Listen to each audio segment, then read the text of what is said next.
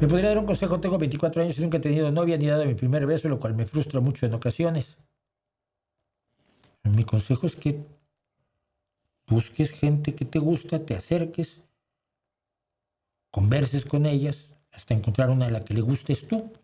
Que te puedo garantizar esto, es la más guapa de todas. Porque no hay mujer más guapa que aquella a la que uno le gusta. Nada más. O sea, las novias no llegan a tu casa. Oye, te vi en la calle y fíjate que me gusta un montón. No. Aunque así debería de ser también, la realidad es que no pasa. La realidad es que sigue siendo uno el que, oye, hola, me llamo Pepe, ¿cómo estás? Oye, ¿no te vi el otro día en misa? Yo no voy a misa, soy atea. Ay, perdón, te confundí con otra, ya te vas. Los avances nos toca hacerlos a nosotros, que somos tímidos. No tienes una idea de lo tímido que era yo. Pero se me quitó.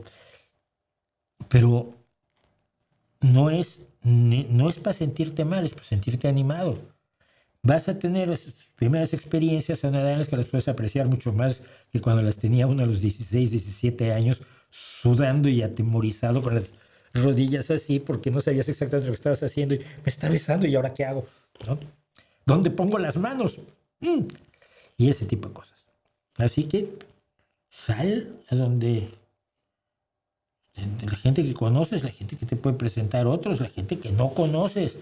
En la calle alguna vez funciona, ¿no? Si no eres creepy, ¿no? Si no eres, oye, qué buena estás. Porque obviamente vas a acabar en la cárcel. Probablemente, ¿no? Pero el acercamiento normal de, llamo fulano, estaba yo viendo que tu perrito es muy simpático, a mí me gustan también los perritos.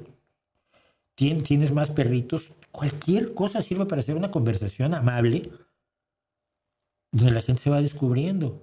Y las chicas tienen que besar un montón de ranas antes de tener un príncipe y los chicos pues, tenemos que imaginarnos muchos princesas antes de tener, aunque sea una rana.